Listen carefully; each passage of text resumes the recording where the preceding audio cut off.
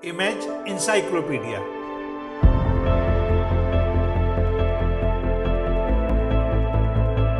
जानकारियों और जिज्ञासाओं की अद्भुत दुनिया।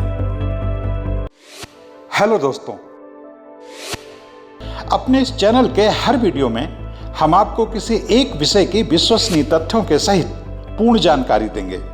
ऐसी जानकारी जिसकी तलाश में स्कूल कॉलेज के छात्रों से लेकर सभी तरह के प्रतियोगी छात्र रहते हैं। हमारी ये वीडियो उन लोगों के लिए भी बहुत उपयोगी साबित होंगे जो जनरल नॉलेज में रुचि रखते हैं और कौन बनेगा करोड़पति जैसे कार्यक्रमों में हिस्सा लेकर सफल होना चाहते हैं। तो दोस्तों, आइए आज का वीडियो शुरू करते हैं। लेकिन उससे पहले आपसे एक अनुरोध कि अगर अब तक आपने हमारे इस चैनल को सब्सक्राइब नहीं किया है तो कृपया कर लें और हाँ, बेल आइकन का बटन दबाना ना भूलें, जिससे हर नया वीडियो सबसे पहले आपको मिले।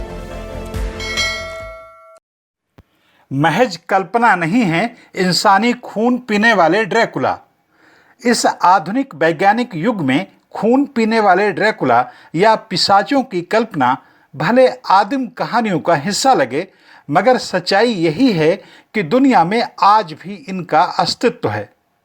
सबसे ज़्यादा उस अमेरिका में जिसे आधुनिक विज्ञान का मक्का समझा जाता है। आश्चर्य की बात यह है कि खून पीने का शौक रखने वाले ये ड्रैकुला हमारे आपके जैसे ही आम लोग हैं। इनमें किसी दफ्तर का कोई मामूली क्लर्क, कोई बेकरी वाला, कोई इमिग्रेशन महकमे का अधिकारी, कोई नर्स, किसी स्कूल में कविताएं पढ़ाने वाली कोई अध्यापिका, मसाज करने वाली कोई कॉल गर्ल, कोई जूनियर जासूस, यहाँ तक कि इनमें पूरे रस्मों रिवाज से धार्मिक अनुष्ठान कराने वाला किसी भी धर्म का कोई पुरोहित भी हो सकता है। और हाँ, इन्हें अपना खून पिलाने वाले भी बिल्कुल हमारे आपके जैसे आम लोग होते हैं। दोनों की पूरी रजामंदी से खून पीने पिलाने का यह शौक संपन्न होता है। यह भी सहमति से ही तय होता है कि खून शरीर में सीधे चीरा लगाकर पिया जाएगा या फिर सक्शन पाइप से गिलास में निकालकर सिप करते हुए। 28 साल की ब्लड कैटसन नियमित रूप से कई ड्रैकुलाओं को अपना खून पिलाती हैं। मगर रुकिए, ये ऐसा नहीं कहती, ये खुद को एक ब्लड डोनर बताती हैं। ब्लड अमेरिका के लुसियाना शहर में रहती हैं। वह एक सामान्य महिला हैं, भिखारियों के प्रति दयालु, बच्चों से प्यार करने वाली, सभ्य और शिष्ट। ब्लड को अपना खून पिलाने का शौक भी हो सकता है, उन्हें देखकर कोई सोच भी नहीं सकता। लेकिन वो टेक्सास में रहने वाले अपने एक वैम्पायर दोस्त के घर अक्सर जाती रहती हैं ताकि उसे अपना खून पिला सकें। माइकल वैकमिल नाम का उनका यह दोस्त नियमित रूप से उनका खून पीता है। इस समय आप कल्पना कर रहे होंगे कि ब्लड अपने दोस्त को अपना खून आखिर पिलाती कैसे होंगी। शरीर से निकालकर या कहते होंगे कि सीधे चीरा लगाओ और पी लो। वास्तव में ब्लड दोनों ही तरीके इस्तेमाल करती हैं। कई बार वैम्पायर उनकी पीठ पर कट लगाते हैं और सीधे मुंह लगाकर पी लेते हैं, तो कई बार सक्शन कप की मदद से पहले खून शरीर से निकाला जाता है, फिर इत्मीनान से बातचीत करते हुए सिप लेकर पिया जाता है। बीबीसी फ्यूचर के लिए कुछ साल पहले इस विषय पर एक रिसर्च लेख लिखने वाले डेविड रॉबसन कहते हैं, अपने शोध के दौरान एक दिन अमेरिका के न्यू ऑरलियंस के फ्रेंच क्वार्टर इलाके में मैंने पाया कि जॉन एडगर ब्राउनिंग के घर रक्तदान का एक खास सत्र शुरू होने वाला है। मैंने इस पार्टी में मौजूद रहने का जुगाड़ किया और बहुत कुछ देखा। मैंने देखा इसे बिल्कुल चिकित्सकीय अंदाज में शुरू किया गया। एक शख्स की पीठ को पहले अल्कोहल से साफ किया गया, फिर उनकी पीठ पर डिस्पोजेबल छुरी से कट लगाया गया, जिससे शरीर से खून निकलने लगा और इस निकलते खून को एक दूसरे शख्स ने पीना शुरू कर दिया। लेकिन इस तथाकथित ड्रैकुला ने ब्राउनिंग का थोड़ा सा खून पीने के बाद बंद कर दिया और घाव को अल्कोहल से धोकर पट्टी लगा दी। पीने वाले के मुताबिक ब्राउनिंग के खून में मेटेलिक तत्वों की मात्रा कम थी, जिससे वह उसके टेस्ट के मुताबिक नहीं था। यानी ड्रैकुला यूं ही किसी का खून नहीं पी लेते, वह खून उनके टेस्ट के अनुरूप भी होना चाहिए। वास्तव में आपके खून का स्वाद आपके खान पान, शरीर में पानी की मात्रा और ब्लड ग्रुप से तय होता है। दरअसल ब्राउनिंग लुइसियाना स्टेट यूनिवर्सिटी के रिसर्चर हैं। वे न्यू ऑरलियंस रियल वैम्पायर समुदाय पर हो रहे शोध से जुड़े हैं। अमेरिका में हजारों लोग हैं जिन्हें खून पीने की लत है। पहले ब्राउनिंग मानते थे कि यह ब्लड फीडिंग बस एक तरह की तांत्रिक गतिविधि या कोई धार्मिक कांड है, लेकिन तब तक वो उन लोगों से नहीं मिले थे जो सीधे सीधे किसी के शरीर से इंसान का खून पीते हैं। ऐसे में जब उन्होंने ब्लड फीडिंग के लिए खुद को डोनर के तौर पर पेश किया तो उनका नज़रिया ही बदल गया।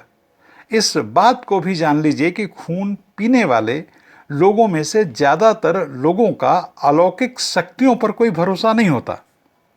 कहने का मतलब ये लोग विशुद्ध रूप से अपनी खुद की इच्छा के लिए खून पीते हैं। सीधी बात, नो बकवास।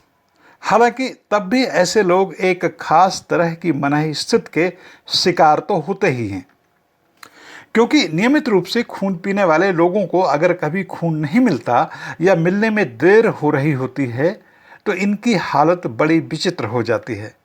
ये थकान, सिर दर्द और असहनीय पेट दर्द का शिकार होने लगते हैं।